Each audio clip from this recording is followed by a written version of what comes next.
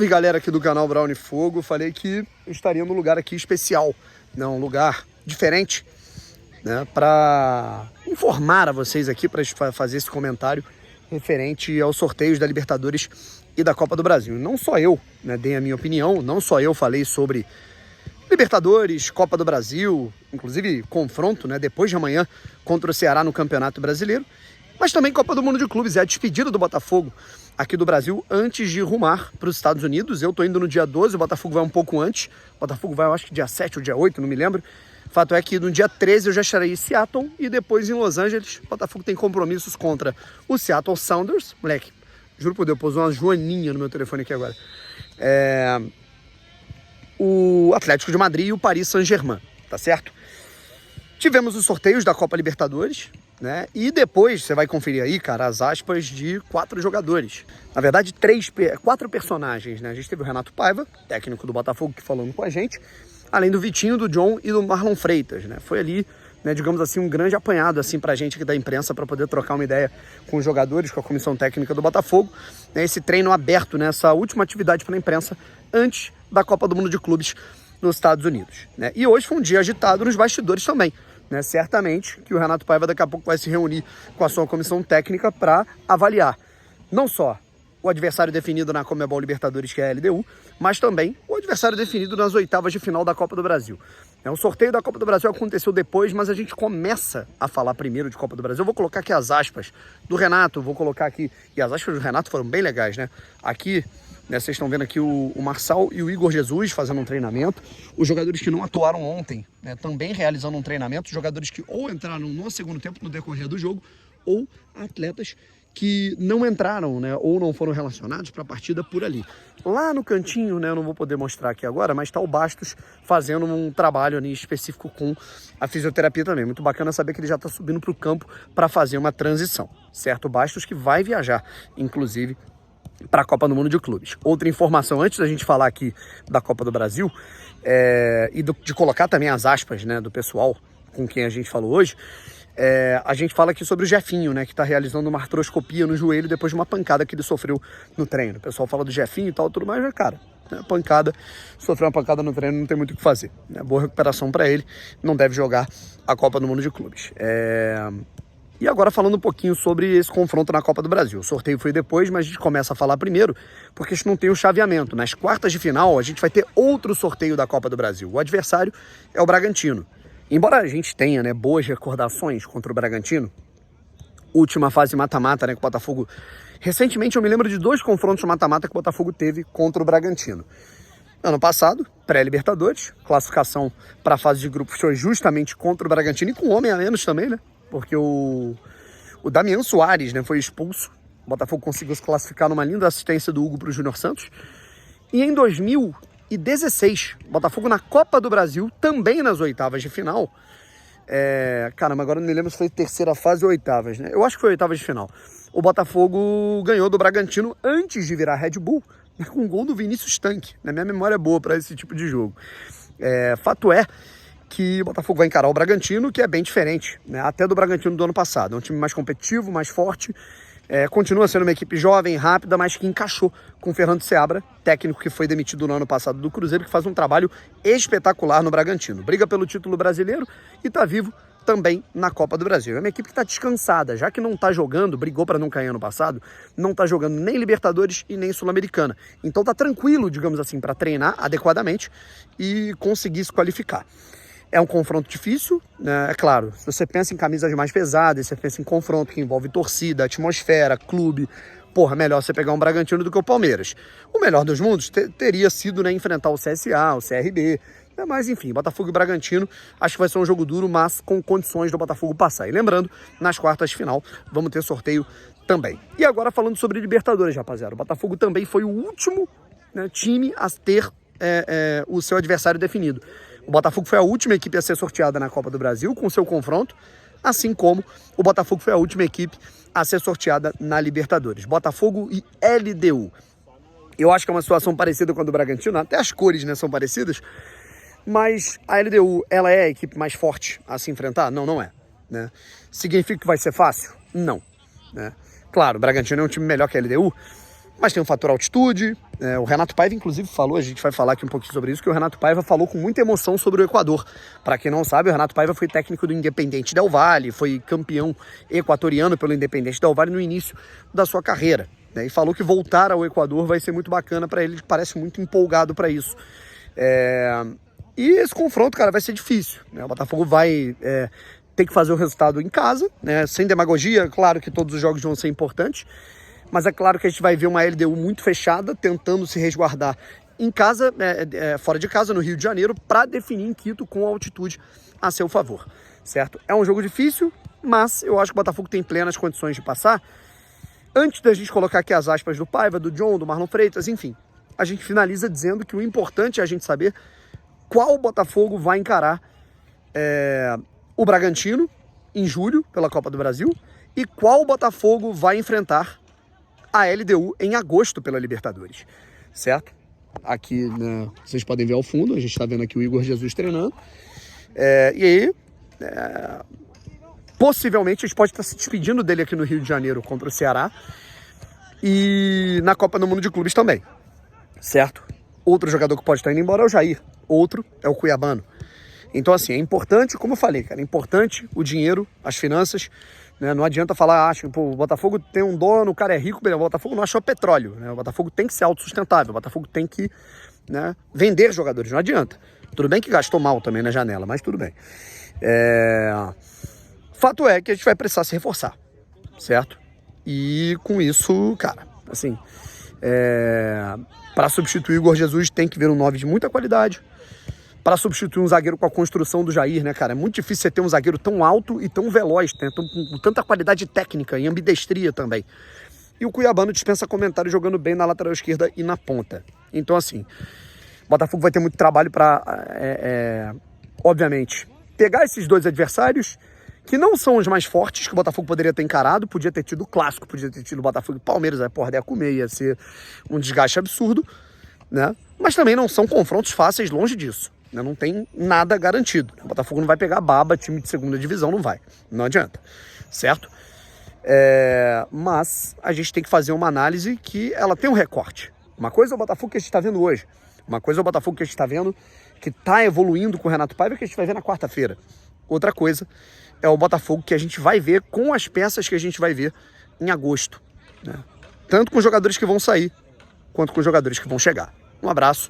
E agora vocês ficam aí com as falas do Marlon, do Vitinho, do John e principalmente do Renato Paiva. Do Brasil. Não, eu tenho visto, eu sempre sou da opinião que quando se dá tempo e se tem paciência com o trabalho das pessoas e esse trabalho dá indicadores de evolução, eu acho que essa paciência e esse tempo para trabalhar traz sempre bons resultados, na minha opinião.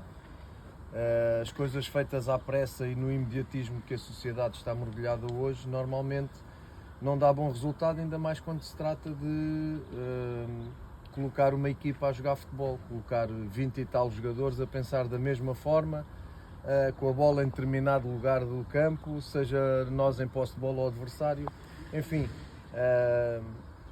Eu tinha essa esperança de que as coisas iam ser sempre melhorando, de menos a mais. Sabia que o começo ia ser complicado, ia ser difícil, mas pronto, mas tive e tenho muita confiança no meu trabalho, muita confiança nas pessoas que trabalham comigo e confiança neste grupo também de jogadores. Apesar de muitos terem saído, vieram outros e também há essa questão, porque estar eles dentro e fora do campo. Então, por aí, era uma questão de paciência e de tempo, porque o grupo tem muita qualidade, o nosso trabalho tem qualidade e as coisas vão começar a aparecer gradualmente. Às bases e aos termos do que é o jogo posicional. Muitas das pessoas pensam que o jogo posicional é os jogadores estarem numa posição e pronto, e não se mexem mais. E não tem nada a ver com isso, tem a ver exatamente que há um ponto de partida, mas depois a liberdade é total. E os jogadores custou-lhes um bocadinho a entender isso, de tão sérios e de tão profissionais que são, quiseram nos ouvir ao máximo e quiseram fazer exatamente aquilo que nós pedíamos, mas sem entenderem bem, num primeiro momento, a verdadeira essência daquilo que nós pedíamos.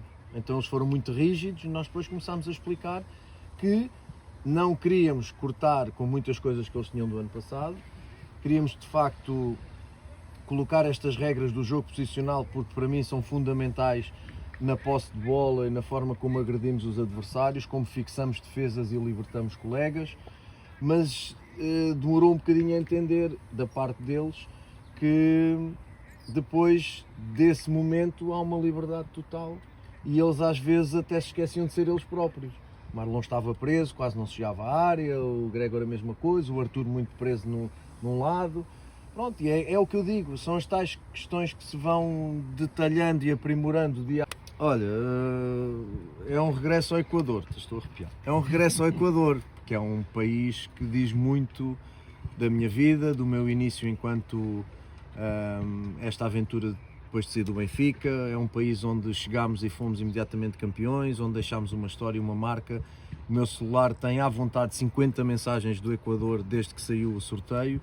E isso tem muito a ver com a marca que nós deixámos, não só com mídia, com jornalistas, como com adversários e com as pessoas do Independiente, jogadores também.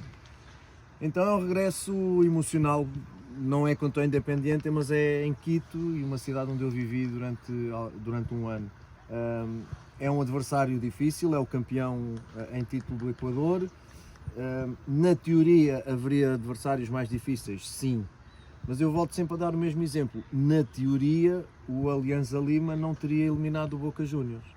Portanto, lá estamos nós com a teoria a ser contrariada pela prática várias vezes.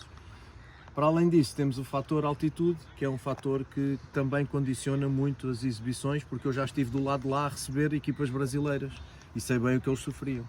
Então, muito respeito pelo nosso adversário.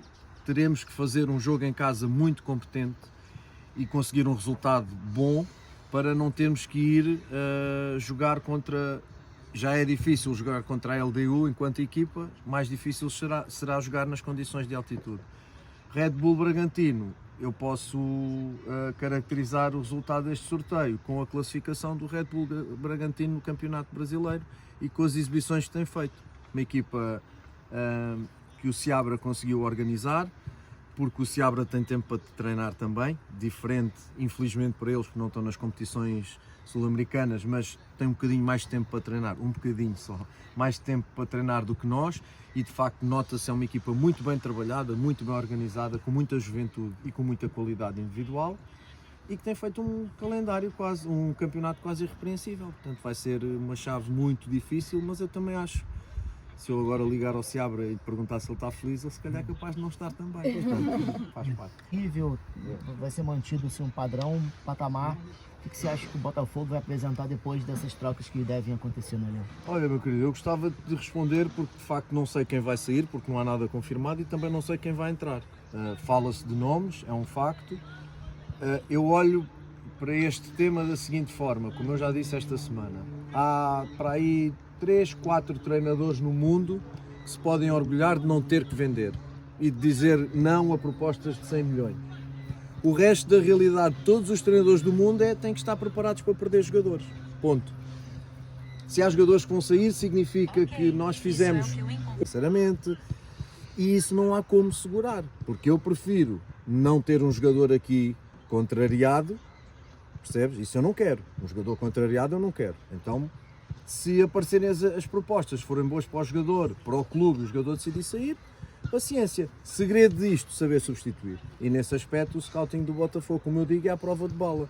Dá-me o seu histórico, não é infalível, como não há nenhum, mas o seu histórico é de muito boas contratações, muito boas reposições. Sai o A, tem que entrar um A mais, se for possível. Melhorar o A que saiu. Esse é que é o nosso desafio. E depois, quando ele chegar, o tempo e o trabalho suficiente que seja de qualidade para que eles rapidamente tenham entrosamento enquanto equipa e possam voltar a pôr o Botafogo a performar e a lutar pelas competições. Você falasse um pouquinho sobre esse adversário do Botafogo na Libertadores, LDU, um jogo difícil por ser na altitude. A ideia é matar o jogo aqui no Newton Santos, aqui no Rio de Janeiro, e lá tentar fazer um jogo mais equilibrado, assim, por conta da altitude. Boa tarde. Primeiro são 2 jogos, né? Um adversário muito difícil. Tivemos a oportunidade de jogar contra eles ano passado, na fase de grupo. E assim, tem um fator casa que a gente precisa aproveitar, né? O nosso estádio, né? O apoio do torcedor, né? E o primeiro jogo é na nossa casa, então a gente tem que lutar, trabalhar, né? Com muita humildade, com muito respeito ao nosso adversário, para a gente fazer o nosso dever de casa. Né? Como eu falei, tivemos um começo muito difícil, a gente tentando se encontrar como equipe, né? Individualmente também, buscando a nossa melhor versão, e a gente conseguiu achar, né? E assim, é desfrutar desse momento, né? Mas a gente precisa manter os pés no chão, né? Não conquistamos nada, fizemos mais do que a nossa obrigação de conseguir a classificação na Libertadores, claro, né? Era difícil também pela circunstância, pelo momento, né? Mas assim, fizemos 2 grandes jogos, né? Contra o Estudiantes, contra a Universidade também do Chile, né? Apesar da adversidade, ele tem um jogador a menos. Mas assim, a equipe se superou mais uma vez e a gente conseguiu nosso objetivo, que é a classificação. Já ficam projetando esse jogo na cabeça de vocês? Eu assisti só o primeiro tempo, porque o segundo tempo, porque no primeiro tempo a gente estava no voo, então não deu para assistir, mas o segundo tempo é uma equipe que, na minha visão, mereceu muito, né? Pela a qualidade de jogo, né? Pela intensidade, enfim, pelos valores individuais também da equipe. Mas assim, o ponto coletivo da equipe é muito forte, né? Eu tenho certeza que vai ser um desafio grande para nós. Mas é o Botafogo, né? O Botafogo está acostumado com grandes desafios, né? A gente vai se preparar bem para a gente fazer um grande jogo, para a gente honrar a camisa do Botafogo da melhor forma possível, né? Como a gente vem fazendo também, não só nos jogos, mas no treinamento também. É a gente se cobrar, a gente estudar bem o adversário, né? Sabemos que dá dificuldade, mas assim, com muita humildade a gente vai lá para poder fazer o nosso melhor, né? E sonhar, não custa nada, né? A gente sonha com uma classificação, né? Claro, jogo a jogo, né? Não podemos esquecer do nosso primeiro jogo também, a gente não pode esquecer. E só pensa no Atlético de Madrid e PSG, não. Mas o primeiro jogo também é muito difícil, né? E assim, vamos enfrentar o Ceará primeiro, aí sim a gente vai virar a chave mundial. Marlon, Renato. Eu sempre falo que a família, ninguém deixa ninguém para trás. Aqui ninguém nunca vai deixar ninguém para trás, então assim, é assim que a gente vai entrar em campo em todos os jogos, para a gente botar o Botafogo na primeira prateleira, na melhor colocação possível, e aí conquistar os objetivos do clube esse ano, né? E se Deus quiser, quem sabe fazer de novo. Marlon, você e o Gregory são jogadores que mais atuaram com o Renato Paiva. Como é atuar ao lado do Gregory e se o grupo já começa a assimilar melhor as ideias do atual treinador do Botafogo? O Gregory dispensa comentário, é um jogador fantástico, né? Desde quando ele chegou a gente se entendeu muito bem. A gente fala que é o nosso cão de guarda ali, o cara que protege ele dessa segurança, dessa liberdade, tanto para mim, os jogadores da frente ali. Então, o cara que dispensa comentário, tá fazendo mais uma temporada espetacular, né? E a gente vem se ajudando, né? A gente vem se cobrando também. Eu e o Gregory somos 2 caras competitivos, né? A gente sempre tenta colocar o grupo para cima. É um líder também, né? É um dos nossos capitães também, então assim, tem o respeito de todo o elenco, né? E assim, merece só coisas boas. É um cara, né, que eu tenho uma amizade muito grande, é um amigo que eu fiz aqui no Botafogo. E sobre o Renato Paiva, né, a gente vem assimilando melhor, né? E, enfim, como eu falei também, não é só, no começo não foi só a parte tática, mas sim a parte individual também. Competir também, mas obviamente temos em sintonia, há um diretor de futebol de base, nós temos falado um com o outro e o projeto é exatamente chegar agora em 2 ou 3 meses e depois tornar a realidade. Porque de facto. Bora de Gobel, bora de Gobel. Fala, galera.